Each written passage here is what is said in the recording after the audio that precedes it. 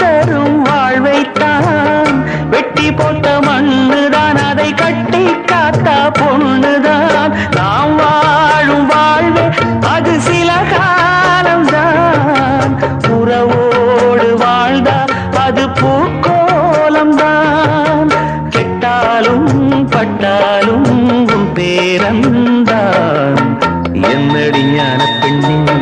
உண்மை சொல்லடி ஞான பெண்ணே நடந்தால் 2 அடி இருந்தால் 4 அடி